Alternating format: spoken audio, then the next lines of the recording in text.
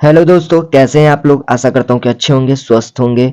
तो हम लोग आज पढ़ने वाले हैं matric Bihar board 10th class का सामाजिक विज्ञान इतिहास का चैप्टर 2 समाजवाद एवं साम्यवाद का वीवीआई ऑब्जेक्टिव क्वेश्चन, जो एग्जाम में हर साल पूछता है। तो इससे पहले मैंने पहला चैप्टर का वीडियो अपलोड कर दिया था, आज दूसरा चैप्टर भी अपलोड हो ही गया है। तो आप लोग बढ़िया से सारे ऑब्जेक्टिव को कॉपी में लिख कर और बढ़िया से याद कर लीजिए, ताकि एग्जाम में आपका एक भी ऑब्जेक्टिव क्वेश्चन न छूटे। चलिए पहला क्वेश्चन देखते हैं। पहला क्वेश्चन है कि कार्ल मार्क्स का जन्म कहाँ हुआ था। कार्ल मार्क्स का जन्म कहाँ हुआ था? तो कार्ल मार्क्स का जन्म जर्मनी में हुआ था। तो इसका आंसर बी करेक्ट हो जाएगा, जर्मनी। ओके, चलिए आगे देखते हैं। अगला है 2 नंबर क्वेश्चन कि बोल्शेविक क्रांति कब हुई थी। बोल्शेविक क्रांति कब हुई थी? तो ये नवंबर 1917 को बोल्शेविक क्रांति हुई थी। तो इसका आंसर बी करेक्ट हो जाएगा।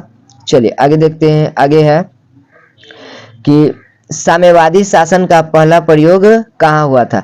साम्यवादी शासन का पहला प्रयोग रूस में हुआ था। तो इसका आंसर ए करेक्ट हो जाएगा, रूस में साम्यवादी शासन का पहला प्रयोग किया गया था। ओके, चलिए आगे देखते हैं।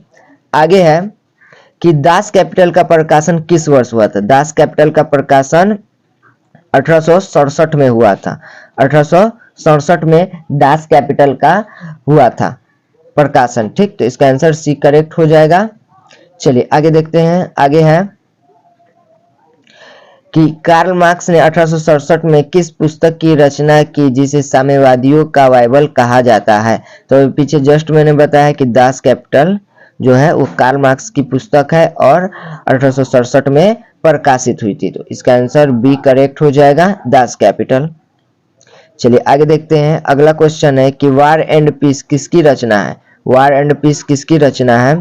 तो ये टॉल्स्टॉय की रचना है। वार एंड पीस किसकी रचना है? तो टॉल्स्टॉय की रचना है। ओके, चलिए आगे देखते हैं। अगला क्वेश्चन है साम्यवादी घोषणा पत्र के लेखक थे। साम्यवादी घोषणा पत्र के लेखक थे Karl Marx. Okay, Karl Marx साम्यवादी घोषणा पत्र के लेखक थे। तो इसका आंसर डी करेक्ट हो जाएगा।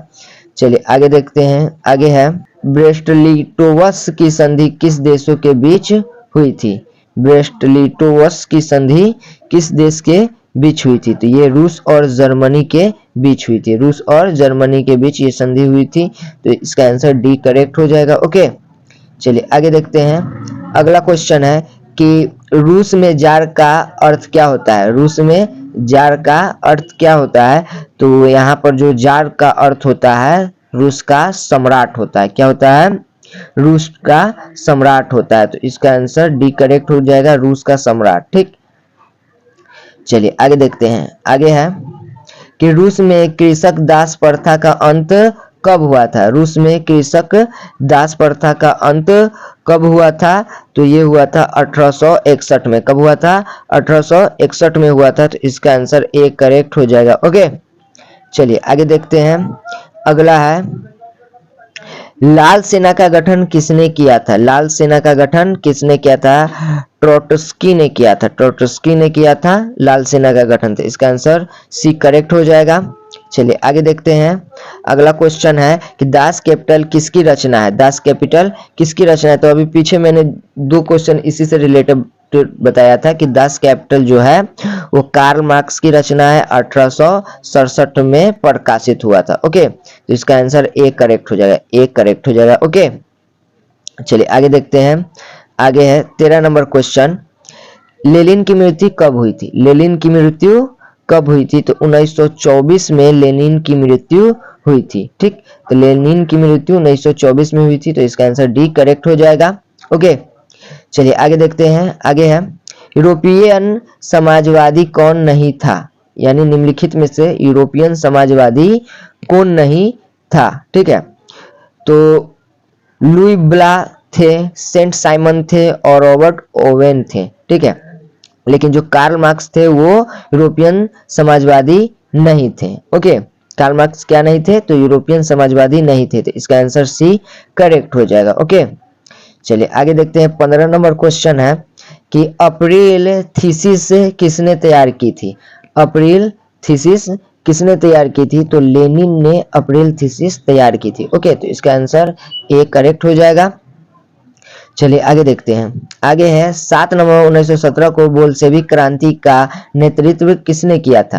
यानी 7 नवंबर 1917 को जो बोल्शेविक क्रांति हुई थी उसका नेतृत्व किसने किया था, तो उसका नेतृत्व लेनिन ने किया था। तो इसका आंसर बी करेक्ट हो जाएगा, लेनिन। ओके, चलिए आगे देखते हैं। अगला है मदर उपन्यास के लेखक थे, यानी जो मदर उपन्यास था उसके लेखक कौन थे, तो गोर्की थे। कौन थे, गोर्की। ठीक है, तो इसका आंसर सी करेक्ट हो जाएगा, गोर्की। ठीक, चलिए आगे देखते हैं। आगे है चाटिस आंदोलन कहाँ हुआ था। चाटिस आंदोलन कहाँ हुआ था, तो ये ब्रिटेन में हुआ था। कहाँ हुआ था, ब्रिटेन में हुआ था। तो इसका आंसर ए करेक्ट हो जाएगा। चलिए आगे देखते हैं। आगे है लेनिन ने ब्रेस्ट-लिटोवस्की संधि 1918 में किस राष्ट्र के साथ की थी।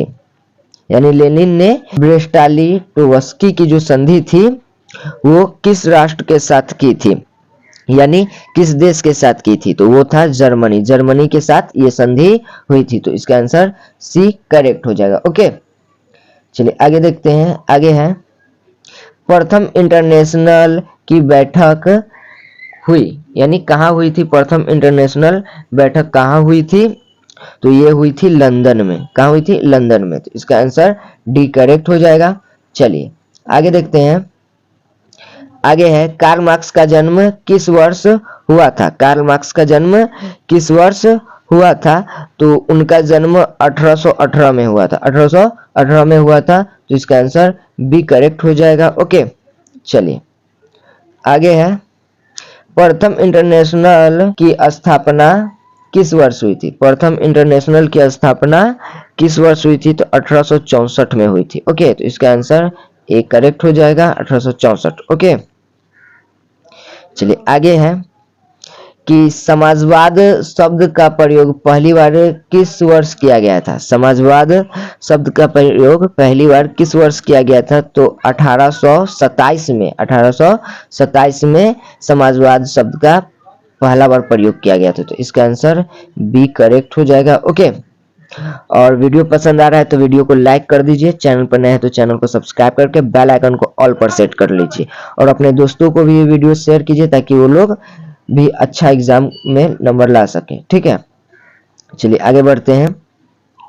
आगे लेनिन ने नई आर्थिक नीति किस वर्ष लागू की थी। लेनिन ने नई आर्थिक नीति 1921 ईस्वी में 1921 ईस्वी में नई आर्थिक नीति लागू की थी। तो इसका आंसर सी करेक्ट हो जाएगा। ओके, चलिए आगे देखते हैं।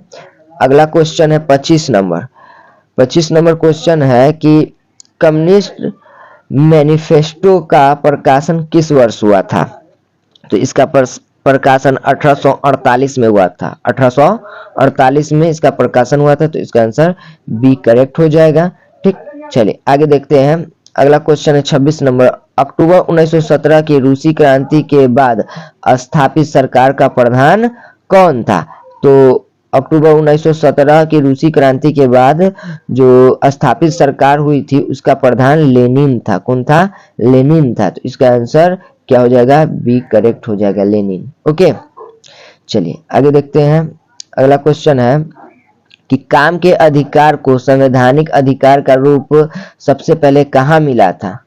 यानी जो काम का अधिकार है उसका संवैधानिक अधिकार सबसे पहले किस देश में मिला था, तो यहाँ सबसे पहले सोवियत संघ में ही मिला था। ओके, तो इसका आंसर क्या हो जाएगा, डी करेक्ट हो जाएगा। चलिए आगे देखते हैं। आगे है विश्व में साम्यवादी शासन की स्थापना सर्वप्रथम किस देश में हुई थी। विश्व में साम्यवादी शासन की स्थापना सर्वप्रथम किस देश में हुई थी। ओके, तो इसका आंसर है रूस में हुई थी सबसे पहले। ओके, तो इसका आंसर ए करेक्ट हो जाएगा। चलिए आगे देखते हैं। आगे है समाजवादियों की बाइबल किसे कहा जाता है। समाजवादियों की बाइबल किसे कहा जाता है, तो मैंने जस्ट पहले भी बताया है, शुरू में ही बताया था कि दास कैपिटल को समाजवादियों का बाइबल कहा जाता है, और इनको कार्ल मार्क्स के द्वारा 1867 में प्रकाशित किया गया था। ठीक, चलिए आगे देखते हैं। अगला क्वेश्चन है कि समाजवादी दर्शन किस पर बल देता है? समाजवादी दर्शन किस पर बल देता है? तो आर्थिक समानता पर बल देता है। ये किस पर बल देता है? तो आर्थिक समानता पर बल देता है। तो इसका आंसर डी करेक्ट हो जाएगा। चलिए आगे देखते हैं। अगला क्वेश्चन है, चेका क्या था? चेका क्या था? तो पुलिस दस्ता था। चेका क्या था? एक पुलिस दस्ता था। ठीक, तो इसका आंसर बी करेक्ट हो जाएगा।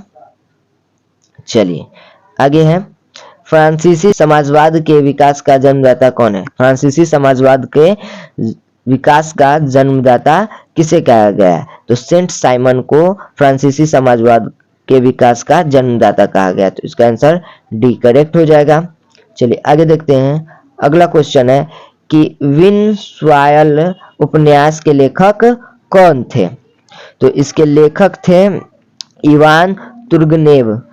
इवान तुर्गनेव थे। ठीक, तो इसका आंसर बी करेक्ट हो जाएगा। ओके, चलिए आगे देखते हैं। 34 नंबर क्वेश्चन है कि 1917 की पहली रूसी क्रांति को किस नाम से जाना जाता है? 1917 की पहली रूसी क्रांति को किस नाम से जाना जाता है? तो अक्टूबर की क्रांति के नाम से जाना जाता है। ओके, अभी जस्ट इसका चर्चा कुछ पहले वाले क्वेश्चन में मैंने किया था। ठीक, तो इसका आंसर सी करेक्ट हो जाएगा। चलिए आगे देखते हैं। 35 नंबर क्वेश्चन कि रासपुटीन कौन था? रासपुटीन कौन था? तो रासपुटीन एक भ्रष्ट पादरी था। कौन था? एक भ्रष्ट पादरी था। ओके, चलिए आगे देखते हैं। अगला क्वेश्चन है कि रूस का पहला समाजवादी था। रूस का पहला समाजवादी कौन था? तो प्लेखानोव था। प्लेखानोव रूस का प्रथम समाजवादी था। ओके, तो इसका आंसर सी करेक्ट हो जाएगा। चलिए आगे देखते हैं। आगे है, वैज्ञानिक समाजवाद का जनक किसे का माना जाता है? वैज्ञानिक समाजवाद का जन्म जनक किसे माना जाता है?